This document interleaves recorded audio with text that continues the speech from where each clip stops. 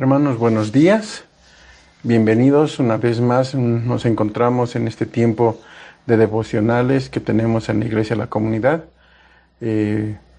Estamos cerca a la Navidad y damos gracias a Dios porque en este tiempo nos ha sostenido. Él es fiel, Él es justo y le damos honra y gloria.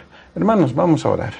Señor, Dios bendito, en el nombre del Señor Jesús, queremos, Señor, alabar tu nombre, glorificarte, Señor, porque haces maravillas en nuestras vidas, y la primera maravilla es habernos amado, habernos llamado, habernos salvado, Señor, y ahora poderte servir, agradarte, Señor, es algo que nos anima, nos alienta y nos da seguridad también. Padre, queremos dejar este tiempo en tus manos. Ayúdanos, Señor, en la comprensión de este tiempo que tenemos para reflexionar en tu palabra. En Cristo Jesús oramos. Amén. Hermanos, vamos a concluir con una serie que hemos comenzado debido a la época de Navidad. Hemos estado estudiando Filipenses capítulo 2, versículos 5 al 11. Y hemos dicho que estos versos son el mejor compendio que se puede encontrar en la Biblia sobre la venida, sobre la encarnación del Señor Jesucristo.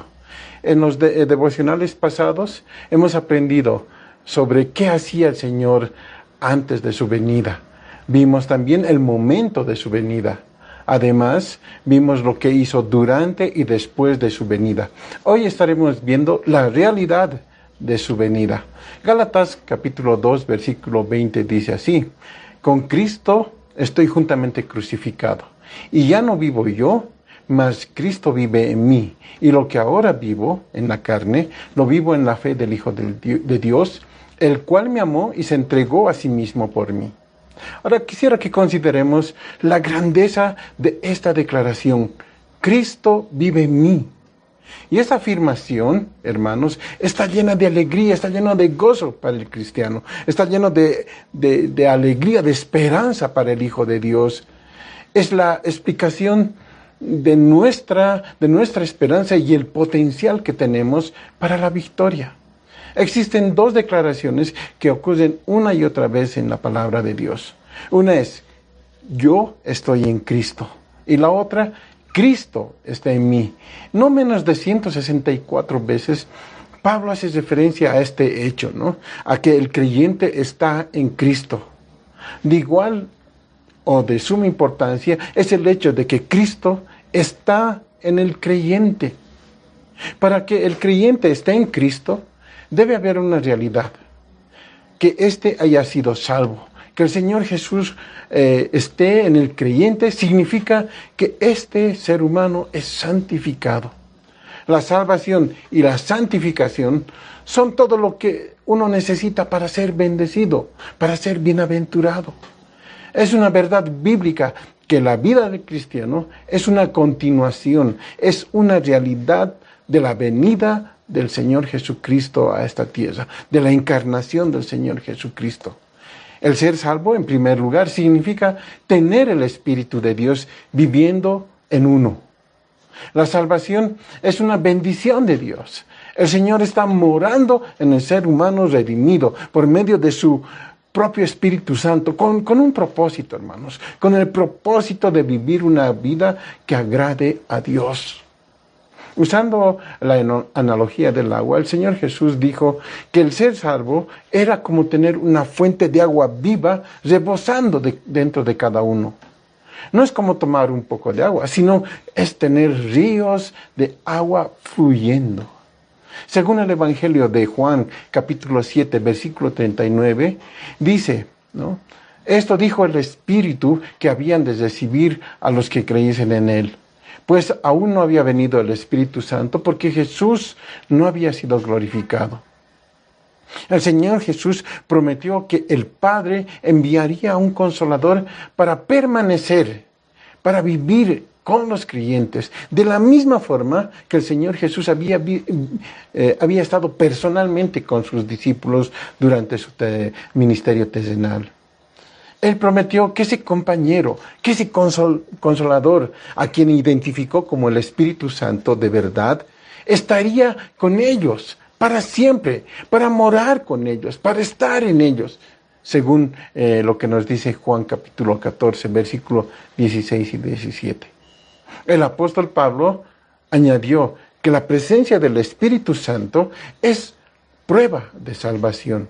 Romanos capítulo 8, versículo 9 dice: mas vosotros no vivís según la carne, sino según el Espíritu, si es que el Espíritu de Dios mora en vosotros. Y si alguno no tiene el Espíritu de Cristo, no es de él.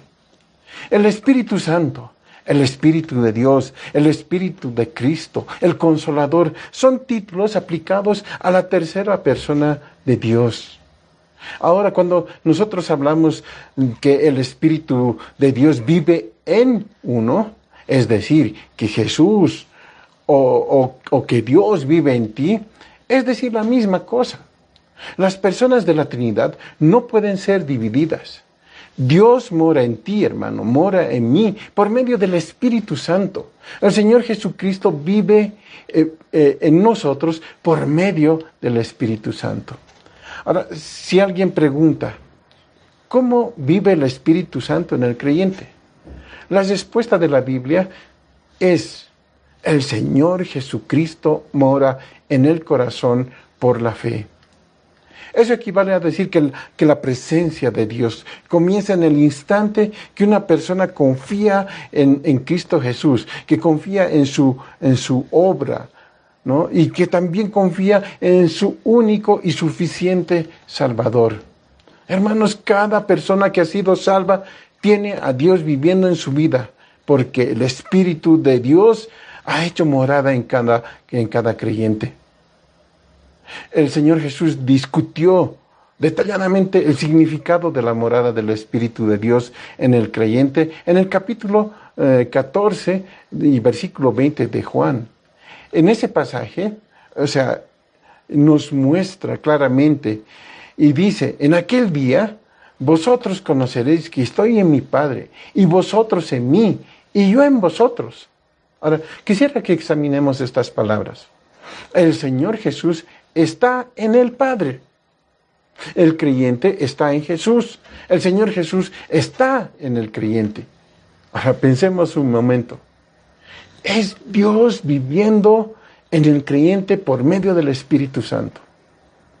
Esto se puede dar porque el Señor Jesús dejó el cielo, no tomó en cuenta el ser igual a Dios, se hizo hombre, pagó por nuestros pecados y nos redimió. Este es un hecho que nos muestra la realidad de su venida. En segundo lugar, la vida del cristiano es la vida del Señor Jesús. Atendamos a las palabras que ya dimos lectura en Gálatas 2:20. Con Cristo estoy juntamente crucificado, y ya no vivo yo, mas vive Cristo en mí, y lo que ahora vivo en la carne, lo vivo en la fe del Hijo de Dios, el cual me amó y se entregó a sí mismo por mí. La vida del cristiano es la misma vida del Señor Jesucristo, que está morando, que está viviendo en el creyente, por medio del Espíritu Santo. Hermanos, no se puede separar al Padre, no se puede separar al Hijo, no se puede separar al Espíritu Santo. No se puede hacer esto, porque son uno solo. Son uno solo.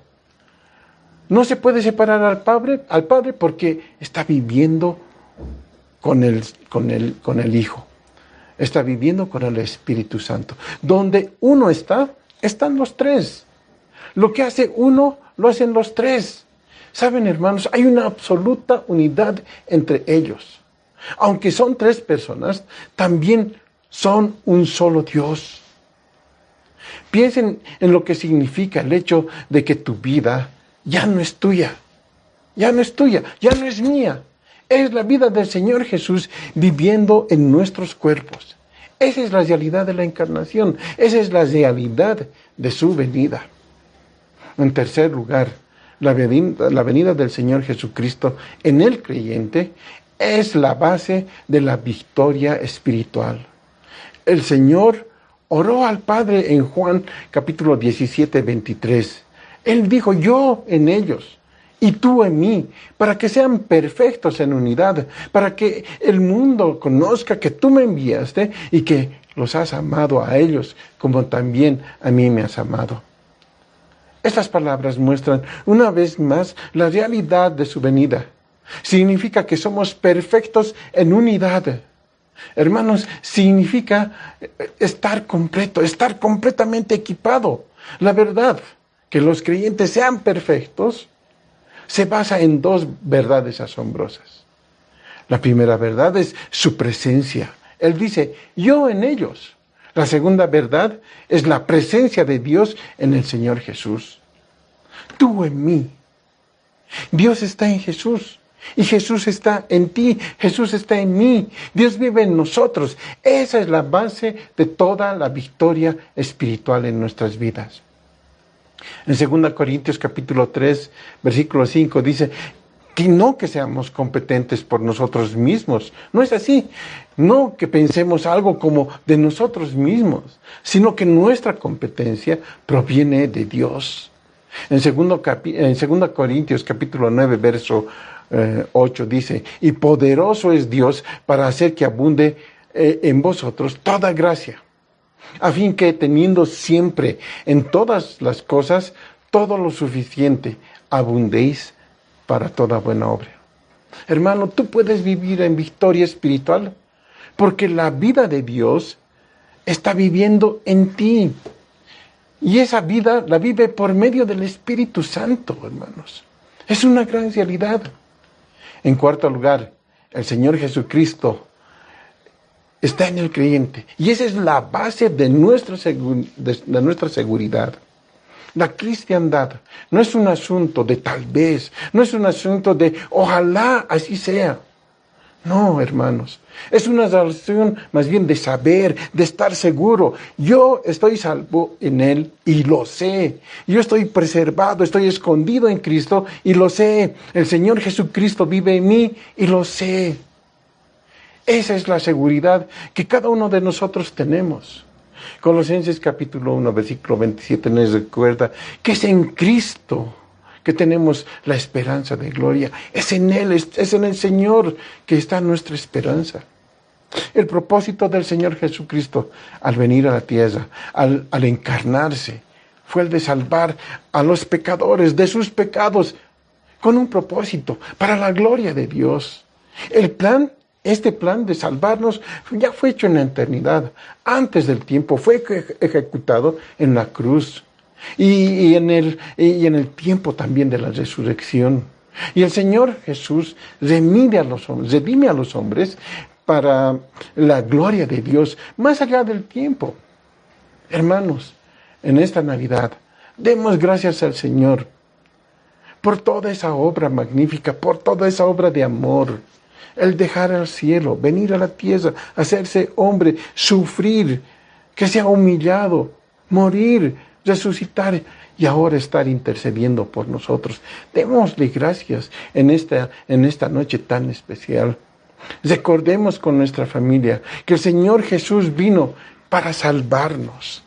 La palabra de Dios dice, gloria a Dios en las alturas y en la tierra paz, buena voluntad para con los hombres. Vamos a orar. Padre, te damos gracias por esta tu palabra, Señor. Gracias por habernos amado tanto, Señor. Gracias por enviar a tu Hijo, el Señor Jesucristo, a que haga una obra, Señor. Y que esa obra ahora en nuestras vidas sea una realidad. Gracias, Señor, porque podemos confiar en ti, Señor. Gracias porque podemos ser vencedores, Señor, en ti. No por nosotros, sino en ti, Padre. Gracias, Señor. Gracias, Dios, te damos en el nombre de Jesús. Amén. Hermanos, que pasen buena noche. Démosle gracias a Dios por lo que Él ha hecho por nosotros. Buenos días, hermanos. Dios los bendiga.